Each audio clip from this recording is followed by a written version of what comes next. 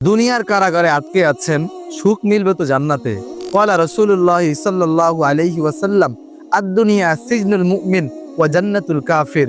রাসূল সাল্লাল্লাহু আলাইহি ওয়াসাল্লাম বলেন, দুনিয়া মুমিনের জন্য কারাগার, কাফিরের জন্য হলো জান্নাত বা বালাখানা।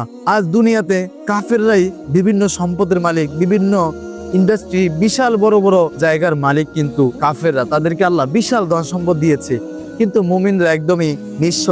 মুমিনদের অত অর্থ সম্পদ নেই। রাসূলের হাদিস থেকে শিক্ষা নেওয়া বা রাসূলের হাদিসের সারমর্ম হলো যে মুমিন দুনিয়াটাকে কারাগার হিসাবে ব্যবহার করবে।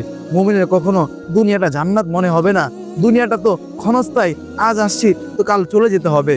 তাই অনেকে মনে করে যে কাফেরদের বা যারা বিধর্মী তাদেরকে না তো সম্পদ, মুমিনের কেন নেই? রাসূলের হাদিস অনুযায়ী এটা বোঝা যায় যে মুমিনরা কখনোই সম্পদশালী হতে পারবে না। দুনিয়াতে আজ আসলাম তো কাল চলে যেতে হবে। সেই জন্যই আল্লাহ রাসূল বলেছেন যে কারাগারের মতো, কারাগারে মানুষ সাময়িক সময়ের জন্য যায়, আজ গেলেও তা কাল চলে আসতো বা এরকম একটা অবস্থা। এই জন্য কারাগার হিসাবে দুনিয়াতে থাকা, দুনিয়াকে নিজের স্থায়ী ঠিকানা না বানিয়ে আখিরাতকে চিরস্থায়ী ঠিকানা বানিয়ে দুনিয়া থেকে যাওয়ার ব্যবস্থা করুন।